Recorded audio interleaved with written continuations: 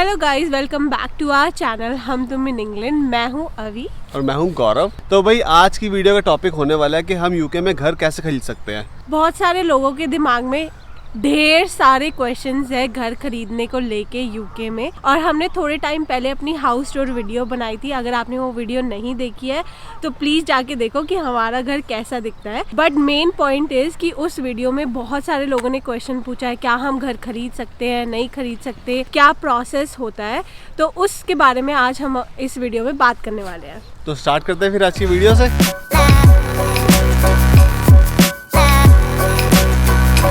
Basically होता क्या है यार, जब हम यूके मूव होते हैं अपनी होम कंट्री से, स्टार्टिंग में हम लोग रेंट पे रहते हैं यहाँ पे, which is a normal process. आप किसी भी कंट्री में मूव होगे तो आप वहाँ पे जाके रेंट पे ही रहोगे। लेकिन अगर आपका प्लान यहाँ पे सेटल होने का है, लॉन्ग टाइम रहने का है, तो it's better to buy your own house. It's not a wise option to rent a house for a long time. वो इसलिए क्योंकि अगर आप किसी जगह पे आप रेंट पे रह रहे हो तो basically you are paying someone else's mortgage, जो आप किसी और की मॉर्गेज पे कर रहे हो। और अगर आप वही घर अगर आपका अपना होएगा तो जनरली जो आपका मॉर्गेज है वो रेंट के प्राइस से हमेशा कम होएगा। मान लो अपने एक घर पे आप रेंट दे रहे हो 1000 पाउंड, उस घर को अगर आप खरीदोगे तो उस घर की जो मॉर्गेज बनेगी वो 700 या 800 पाउंड बनेगी। तो ऊपर से 300 पाउंड आप एक्स्ट्रा दे रहे हो। तीसरा, अगर आपका अपना घर है यहाँ पे तो 2-3 साल में, 5 साल में, जितने भी देर आप रेंट पे रह रहे हो उतनी देर अगर आप अपने घर में रहोगे तो उसकी जो वैल्यू बढ़ेगी, वो प्रॉफिट जो है वो भी आपका होगा। So it's always a wise option to buy your own house if you are living here for a longer period of time. तो आज हम इस वीडियो में आपको बताने वाले हैं कि घर आप कैसे खरीद सकते हो। जनरल हम आपको आइडिया देंगे कि क्या क्या चीज़ों का ध्यान रखना चाहिए। बेसिकली यार, जब आप घर खरीदते हो तो ये सबसे बड़ी एक इन्वेस्टमेंट, सबसे लार्जेस्ट जो इन्वेस्टमेंट होती है हमारी लाइफ टाइम की, वो यही होती है, एक बड़ा सा घर लेना है, अच्छा सा। तो इसके लिए आपके पास सही इन्फॉर्मेशन होना बहुत ज़रूरी है। अगर गलत इन्फॉर्मेशन होगी तो आप गलत डिसीजन लोगे। तो आज हम इस वीडियो में आपको थोड़ी बहुत इन्फॉर्मेशन देने वाले हैं। जब आप एज ए स्टूडेंट वीज़ा पे आते हो यहाँ पर, तो सबसे बेटर ऑप्शन यही रहता है कि आप रेंट पे रहो। ऑब्वियसली आप घर तो खरीद नहीं सकते, आपका ना क्रेडिट स्कोर होगा ना कुछ होगा। लेकिन जैसे ही आप स्किल्ड वर्कर वीज़ा पे यहाँ पे कन्वर्ट करते हो, तब तक अगर आपको 3 साल हो जाते हैं तो आप यहाँ पे घर खरीद सकते हो, क्योंकि आपकी क्रेडिट स्कोर जो है वो बनना स्टार्ट हो जाता है। दूसरा, अगर आपके पास वीज़ा विजिबिलिटी है ऑलरेडी, स्किल्ड वर्कर वीज़ा पे 3 साल का वीज़ा है या 5 साल का वीज़ा है, so is always better to invest in a property. कल को अगर आपको बेचना भी हो तो यहाँ पे प्रॉपर्टी यार एक महीने 2 महीने में इजीली बिक जाती है। और अगर आप नहीं भी बेचो, आप वापस इंडिया भी चले जाओ, तो भी you can always own a house in the UK even though you are not living in the UK. तो ज़रूरी नहीं है कि आपके पास यहाँ पे पीआर होना ज़रूरी है प्रॉपर्टी परचेज के लिए। आपके पास अगर पीआर नहीं है, आईएलआर नहीं है, फिर भी आप यहाँ पे प्रॉपर्टी खरीद सकते हो। बहुत सारे लोगों ने खरीदी है, हमने भी खरीदी थी।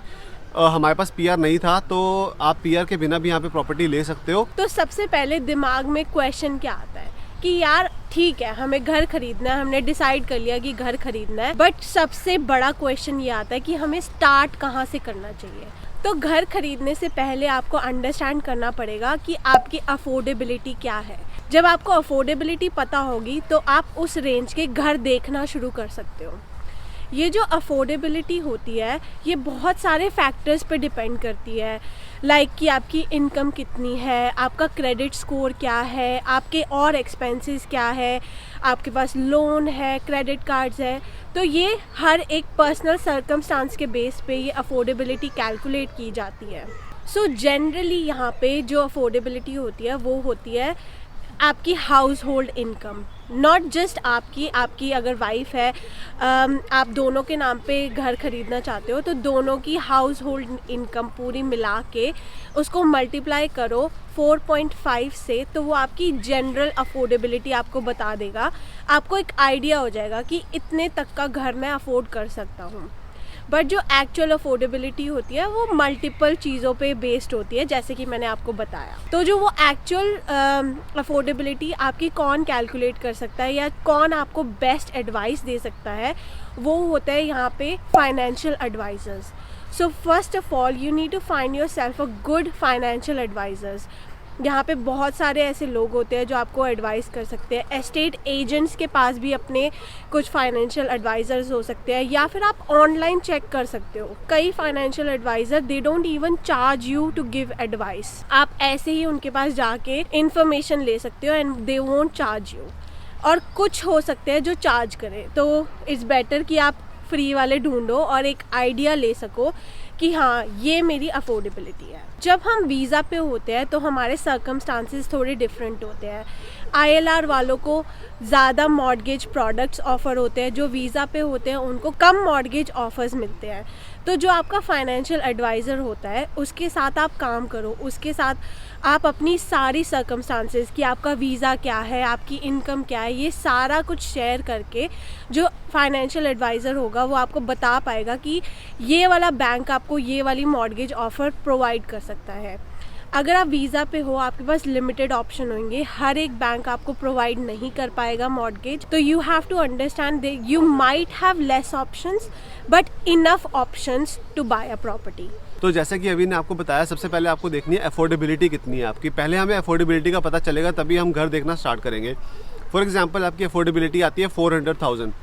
एग्जाम्पल लेके चल रहा हूँ कि भाई 400,000 पाउंड का आप यहाँ पे घर खरीद सकते हो हाउस होल्ड इनकम की 4.5 टाइम, जैसे भी आपने अफोर्डेबिलिटी फाइनेंशियल एडवाइजर से कैलकुलेट करवाई है। अब आप घर देखना स्टार्ट करोगे तो वो कैसे स्टार्ट करना है। पहला तो सबसे बढ़िया ऑप्शन ये है कि आप राइट मूव वेबसाइट या ज़ूपला वेबसाइट पे देखो कि कहाँ पे एरिया में कौन कौन से घर अवेलेबल हैं। फिर सेकंड ऑप्शन ये आता है कि आप एस्टेट एजेंट्स के पास जाओ, जो भी हाई स्ट्रीट पे एस्टेट एजेंट्स होते हैं आप उनके पास जाओ, उनसे डिस्कस करो कि भाई हमें इस एरिया में ये वाला घर देखना है, वो आपको घर दिखाएंगे। नेक्स्ट ऑप्शन आता है आप न्यू बिल्ड हाउस ले सकते हो, जो बिल्कुल ही न्यू बिल्ड है। मतलब न्यू बिल्ड प्रॉपर्टी जो होती है वो यहाँ पे डिफरेंट एस्टेट होते हैं, उसमें न्यू बिल्ड प्रॉपर्टीज़ बिल्डर जो है वो बनाते हैं, आप वो वाला घर ले सकते हो। न्यू बिल्ड प्रॉपर्टी खरीदने का एक सबसे बढ़िया एडवांटेज ये रहता है कि उनके पास फर्स्ट टाइम बायर्स के लिए बहुत ही अच्छे ऑफर्स होते हैं। जैसे कि अगर आप पहला घर खरीद रहे हो अपना यहाँ पे यूके में, तो आपको बहुत अच्छा ऑफर मिल जाएगा न्यू बिल्ड प्रॉपर्टी पे, जो कि हो सकता है ओल्ड हाउसेस पे ना मिले। तो ये कुछ ऑप्शंस होते हैं, इस हिसाब से आप अपनी प्रॉपर्टी जो है यहाँ पे सर्च करते हो। तो यहाँ पर जब आप घर खरीदते हो तो आपको कोई भी प्रोसेस जो है वो खुद अपने उससे नहीं करना पड़ता। यहाँ पे हर चीज़ के लिए अलग अलग बंदे हैं। फॉर एग्जाम्पल घर एस्टेट एजेंट जो है वो आपको घर दिखाएगा, आपकी व्यूइंग वगैरह बुक करेगा। दूसरा उसके बाद जो सॉलिसिटर है वो सारी यहाँ पे कॉन्ट्रैक्ट जो एक्सचेंज होता है घर का, वो सॉलिसिटर का काम होता है। तीसरा जो मॉर्गेज अप्लाई होती है, अफोर्डेबिलिटी का काम है, वो फाइनेंशियल एडवाइजर करेगा। तो आपको खुद यहाँ पे कुछ भी नहीं करना, आपको सिर्फ अपने डॉक्यूमेंट्स प्रोवाइड करने हैं, सारा काम जो है ये लोग करते हैं। तो मान लो अब आपने घर जो है वो सिलेक्ट कर लिया कि भाई राइट मूव पे या फिर कहीं पर भी आपने एक घर सेलेक्ट कर लिया कि ये वाला घर है, मुझे खरीदना है या मुझे देखने जाना है। या तो वो ओल्ड प्रॉपर्टी होएगी या फिर वो न्यू बिल्ड हाउस होएगा। तो अगर वो ओल्ड प्रॉपर्टी है वो या तो आपने राइट मूव से देखी होगी या ज़ूपला से देखी होगी। तो राइट मूव से कहीं पर भी जो प्रॉपर्टी आपने देखी है वो व्यूइंग के लिए उसने किसी ना किसी एस्टेट एजेंट ने ही वो एडवर्टाइज़ की होगी। तो आप उस एस्टेट एजेंट को कॉल करोगे। कॉल करने के बाद आप उसको बोलोगे कि भाई we are interested in this property, और वो आपकी व्यूइंग अपॉइंटमेंट बुक करेगा। व्यूइंग अपॉइंटमेंट का मतलब है कि आप वहाँ पे जाके घर देखोगे। तो एस्टेट एजेंट के साथ आप वहाँ पे जाके घर देखोगे। अगर आपको घर पसंद आता है, मान लो वो 350,000 का घर है, आपने उसके ऊपर ऑफ़र डालना पड़ेगा। आपने 355 डाला, 360 डाला ऑफ़र, या 350 ही डाला। अगर तो वो जो भी घर बंदा जो वो बेच रहा है उसने वो एक्सेप्ट कर लिया ऑफ़र, तो वो आपका आगे का प्रोसेस स्टार्ट हो जाएगा। तो एस्टेट एजेंट जो होता है उसके पास अपने फाइनेंशियल एडवाइज़र भी होते हैं, वो भी आपको गाइड कर सकते हैं कि भाई मॉर्गेज का प्रोसेस कैसे स्टार्ट करना है या फिर अफोर्डेबिलिटी चेक करवानी है। तो उनके भी अपने वो एडवाइज़र होते हैं जो कि जनरली वो चार्ज नहीं करते। एस्टेट एजेंट जो होते हैं यार, उनकी जो फीस होती है ना उसमें सारी चीज़ें इंक्लूडेड होती है। अगर वो कुछ बोल रहे हैं कि यार ये चीज़ फ्री है तो वो भी इंक्लूडेड होगी ही होगी। तो ऐसा नहीं होता कि वो कोई भी चीज़ फ्री देते हैं, मतलब वो नाम के लिए फ्री है बट उसकी फ़ीस जो है वो इंक्लूडेड होती है। तो एक्चुअली में आप अगर ओल्ड हाउस खरीद रहे हो तो एस्टेट एजेंट के थ्रू आपको ये सारा प्रोसेस करना पड़ता है। और जो मैं स्टेप्स आपको बता रहा हूँ ये एक जनरल स्टेप्स है, इसके अलावा और भी बहुत सारे ऐसे स्टेप्स हो सकते हैं जो कि आपको एस्टेट एजेंट बताएगा। तो अब बात करते हैं न्यू प्रॉपर्टी के बारे में। न्यू प्रॉपर्टी खरीदना यहाँ पे बहुत ही ज़्यादा ईजी है अगर आप फर्स्ट टाइम बायर हो स्पेशली। तो आप क्या करोगे, न्यू बिल्ड एस्टेट में जाओगे, आप उनके वहाँ पे शो होम्स होते हैं, जैसे कि इंडिया में शो होम बने होते हैं। शो होम देखोगे, आपको घर पसंद आ गया, वो आपको दिखाएंगे ये प्लॉट्स अवेलेबल है, आपने सेलेक्ट कर लिया भाई ये वाला घर खरीद रहा है, तो आपका जो प्रोसेस है वो फिर उन्हीं के साथ स्टार्ट हो जाएगा। उनके पास अपने मॉर्गेज एडवाइज़र होगा, फाइनेंशियल एडवाइज़र होगा, तो उनके साथ जो सारा का सारा आप प्रोसेस जो है वो स्टार्ट कर दोगे। तो ये एक तरीका है यहाँ पे ओल्ड हाउस और न्यू हाउस को खरीदने का। तो अब बात करते हैं कि एक घर खरीदने में क्या क्या एक्सपेंसेस हो सकते हैं। सो उसमें से जो पहला जो सबसे बड़ी चंक ऑफ एक्सपेंस है विच इज़ डिपॉजिट। तो यहाँ पे इंडिया में भी I think you have to give deposit, वैसे ही सिमिलरली यहाँ पे भी घर खरीदने के लिए आपको एक डिपॉजिट अमाउंट देना होता है। नॉर्मली जो वो डिपॉजिट अमाउंट होता है वो होता है 10% of the value of the house. तो जो भी यहाँ पे हम लोग घर खरीदते हैं नॉर्मली 10% हमें डिपॉजिट देना पड़ता है। बट अगर आप वीज़ा पे हो तो हो सकता है कि बैंक आपसे ज़्यादा डिपॉजिट मांगे। अगर आपका वीज़ा 3 साल का है, 5 साल का है, so there is that risk factor कि आप यहाँ पे नहीं होगे कल को, तो वो आपसे ज़्यादा डिपॉजिट चार्ज कर सकते हैं, मे बी 15%, 20%। तो ये आपको ध्यान में रखना पड़ेगा कि अगर आप वीज़ा पे हो तो आपको ज़्यादा डिपॉजिट मे बी पे करना पड़े।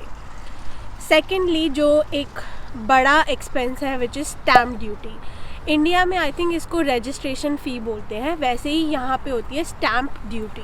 अगर आप फर्स्ट टाइम बायर हो तो वो स्टैम्प ड्यूटी जो होती है वो आपके लिए डिफरेंट थ्रेशोल्ड के लिए डिफरेंट कैलकुलेट होती है। तो ये सब जो कितनी आपको स्टैम्प ड्यूटी देनी है, आप ऑनलाइन इन्फॉर्मेशन ले सकते हो, या जो आपका फाइनेंशियल एडवाइज़र है वो आपको एग्जैक्टली बताएगा कि इस घर के लिए आपको कितनी स्टैम्प ड्यूटी पे करनी पड़ेगी। इसी के साथ साथ और जो मेन एक्सपेंसेस होते हैं वो होती है आपकी सॉलिसिटर फ़ी, जो सॉलिसिटर आपके कॉन्ट्रैक्ट वगैरह एक्सचेंज कराएगा। उसी के साथ साथ और भी कुछ फ़ीस हो सकती है, लाइक सर्वेयर फ़ी, यहाँ पे एनवायरमेंटल चेक्स होते हैं। ये सारे चेक्स जो होते हैं वो सॉलिसिटर करवाता है, बट उसके शायद आपको एक्स्ट्रा चार्जेस पे करने पड़े। तो ये सब चीज़ें भी आपको दिमाग में रखनी पड़ेगी। उसी के साथ साथ फाइनेंशियल एडवाइज़र, जो मैंने आपको बताया कि फाइनेंशियल एडवाइज़र कई बार चार्ज करते हैं, कई बार नहीं चार्ज करते, तो ये एक चार्ज हो सकता है आपको 500 to 700 पाउंड एक्स्ट्रा और देने पड़े फाइनेंशियल एडवाइस लेने के लिए। और उसी के साथ साथ जब आप घर खरीदते हो आपको एक इंश्योरेंस लेना पड़ता है यहाँ पे, बिल्डिंग एंड कंटेंट इंश्योरेंस।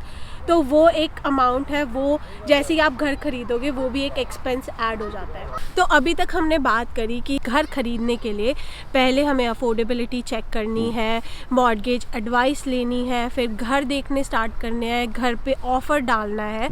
सो ये सब जब हम कर लेते हैं, उसी के साथ साथ एक और स्टेप होता है which is getting mortgage in principle. That is the proof that this much mortgage you can get from the bank. तो बैंक जो है वो आप बताओ। तो mortgage in principle is a very important document. जब आप अपने फाइनेंशियल एडवाइज़र के साथ बैठते हो तो वो आपको बताता है कि ये बैंक्स है जो आपको ये जो भी पर्टिकुलर प्रोडक्ट्स होते हैं मॉर्गेज के वो ऑफ़र कर सकते हैं आपके सर्कमस्टांसेस पे। तो उसमें से आप बेस्ट जो बैंक होता है वो सिलेक्ट करते हो। तो पर्टिकुलर बैंक जो है वो आपने सिलेक्ट कर लिया कि ये बैंक मुझे मॉर्गेज दे सकता है, मैं इसके लिए एलिजिबल हूँ। तो आप क्या करोगे, जब आप एक बार एलिजिबल हो जाते हो तो आपका जो फाइनेंशियल एडवाइज़र होता है वो बैंक के पास जाता है, आपकी डिटेल्स देता है और एक डॉक्यूमेंट लेता है which is mortgage in principle आपके नाम पे। हाँ, विच गिव्स यू श्योरिटी कि आपको ये मॉर्गेज जो है वो मिल जाएगी। हाँ, और इतने अमाउंट तक की मॉर्गेज आपको मिल जाएगी। तो जैसे ही आपको मॉर्गेज इन प्रिंसिपल मिल जाता है, आप अपने घर जो भी आपको घर खरीदना है उस पर आप ऑफ़र डालते हो, वो ऑफ़र एक्सेप्ट हो जाता है। ऑफ़र एक्सेप्ट होने के बाद सॉलिसिटर जो है वो कॉन्ट्रैक्ट एक्सचेंज करता है। आपका बायर और सेलर पार्टी जो भी है कॉन्ट्रैक्ट एक्सचेंज होते हैं। कॉन्ट्रैक्ट एक्सचेंज होने के बाद घर आपका, यार बिग मूव, कॉन्ग्रेचुलेशंस, घर हो जाता है आपका।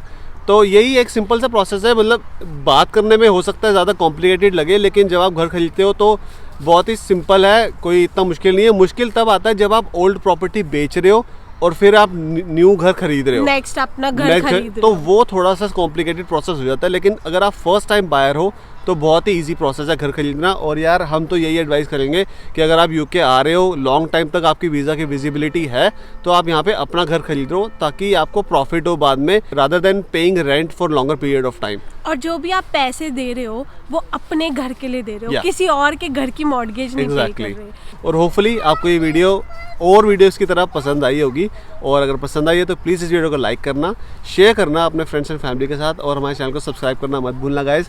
तो मिलते हैं फिर नेक्स्ट वीडियो में। Bye bye. बाय बाय के लिए पहले रेडी रहती है ये। मैंने ना अपने वो बनाए हुए actions. So bye bye. Bye bye. चलो मिलते हैं फिर नेक्स्ट वीडियो में।